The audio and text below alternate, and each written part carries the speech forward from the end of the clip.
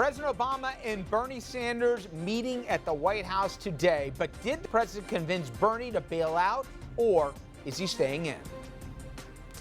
Then, a new push to dump Trump. Can Republicans still replace their actual nominee? Also, the curious case of Curious Joel. How a small Hasidic village in Orange County became a flashpoint in the battle between church and state, as well as the First Amendment. Good evening and welcome to the show. President Obama, he met with Bernie Sanders this morning. Vermont Senator said he's staying in the race at least through next Tuesday in the D.C. primary. He's also had this to say after the meeting with the commander-in-chief.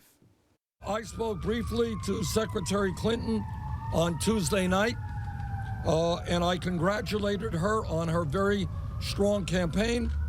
I look forward to meeting with her in the near future to see how we can work together to defeat Donald Trump and to create a government which represents all of us and not just the 1%. Now, just minutes after that, President Obama released a video endorsing Hillary. Here's a clip. I have seen her judgment. I've seen her toughness. I've seen her commitment to our values up close. I've seen her determination to give every American a fair shot at opportunity, no matter how tough the fight was. That's what has always driven her, and it still does. So I want those of you who've been with me from the beginning of this incredible journey to be the first to know that I'm with her.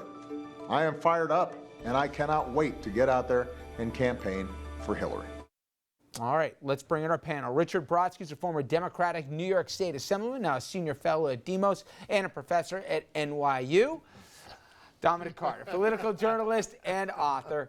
Conservative strategist Bill O'Reilly and Andrew Whitman are senior political correspondent. Okay, before I get into the dance and how it works, I think sometimes people make politicians or campaigns automatons, and that there's no people involved here. It's all polls and whatever.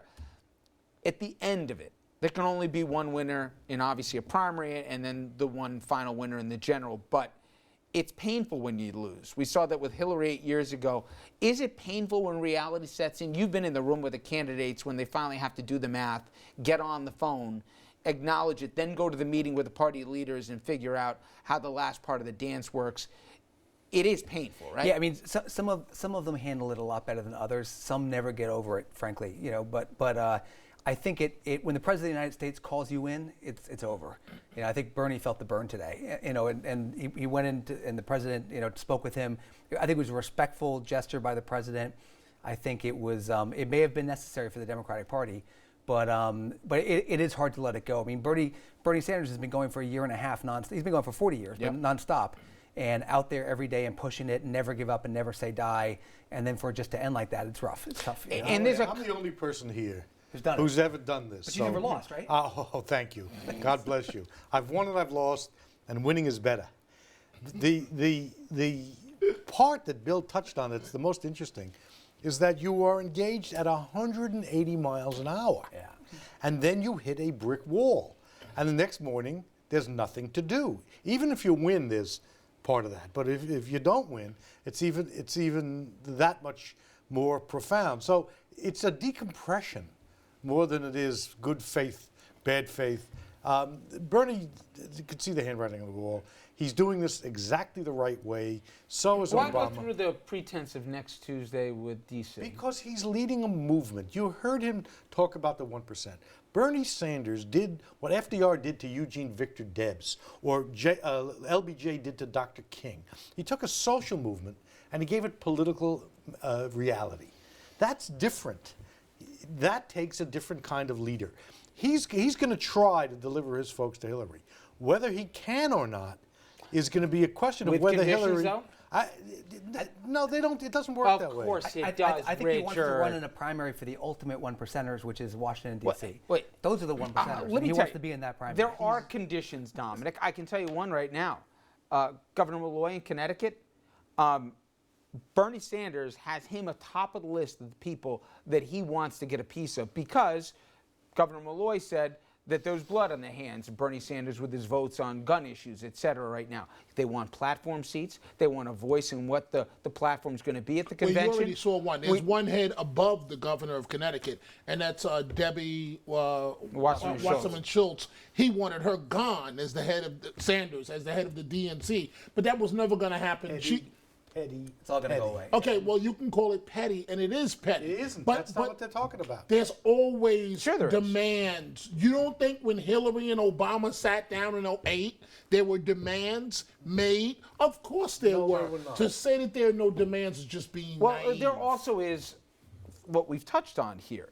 There is a base that turned out for Bernie Sanders, including new voters and millennials, that got engaged that may otherwise have not.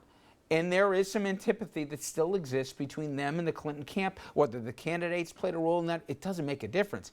He's got to get them on board passionately and without condition. Now, what happens between now and Philadelphia would be fascinating. But Andrew, what I found interesting was what Hillary Clinton had to say when asked about a running mate. I also thought it was interesting, the names of people, including Harry Reid, who said Elizabeth Warren. Hillary said 2 women on a ticket. Maybe America's ready for it right now. I don't want to extrapolate too much, but the running mate and then the issue of the Sanders voters, do you think it's more likely today than Elizabeth Warren is the running mate than it was maybe a week ago? I think it's slightly more likely only because Hillary got asked the question and that was her response to it. I still don't think it's going to be Elizabeth Warren. I think that would be one way to sort of bridge the divide between Sanders and Clinton supporters. But I think part of that may also rest on what kind of conversations Hillary has with Bernie Sanders and how committed he is to the fall campaign and the kind of level of support that she thinks she's going to be able to get from him. If she can get it directly from him, then she doesn't have to sort of reach out to his base with the VP choice. She can make a VP choice that she thinks can play more to the center. The president came out and obviously, as we showed you, formally endorsed Hillary. We weren't sure when that was going to happen. That did. You think by Tuesday night, Wednesday morning, Bernie's completely on board, vocally and passionately behind Hillary? Yes, but that doesn't mean he won't go through to the convention. These are not machinations. Look, I was also in the. I also when did you become because I've been through Pollyannish? this. Come on, I've been through this. This is transactional. This I won a relationship. big contentious primary for county executive of Westchester County against a very capable guy, Andy Spano. There was never any meeting where we negotiated out stuff. There was a phone call. I appreciate your support. He said, give me a couple of days. We had a brief phone conversation. He said, fine. That other stuff comes later. And it comes only once the decompression started. These are not crooked folks doing deals. Crooked? He always does. No. Well, the race It's for a transactional relationship. county executive of Westchester is not exactly the same, the equivalent of the Democratic nomination for president of the United States. It is if you're the candidate. Oh, come on, and Richard. it's your tuchus on the line. Richard, come on. The fact of the matter is that this incredibly cynical view of the way these folks operate. I'm even talking about Trump and the Republicans. I'm not talking, Richard. I'm not discussing anything corrupt Neither am or I. crooked. That's later on in the show. I want somebody's head. I'm only explaining to you The what only reason happens. why Dominic has to be right is, who did Bernie Sanders meet with today? He not only sat down with the president, he also sat down with Harry Reid. It wasn't just to catch up on how things are going. What will my role be in the Senate in the next session? That's exactly That's right. transactional too. That's not up to Hillary. That's up to Harry Reid or Okay. Chuck Schumer. Or Chuck Schumer. All right, now to the real fireworks. As we know, Trump is all about pumping up his own brand, but is he tearing down the Republican one in the process? And I got a guy at the table who can speak to this firsthand. How long could it take the party to recover no matter what happens in November? Stay with us.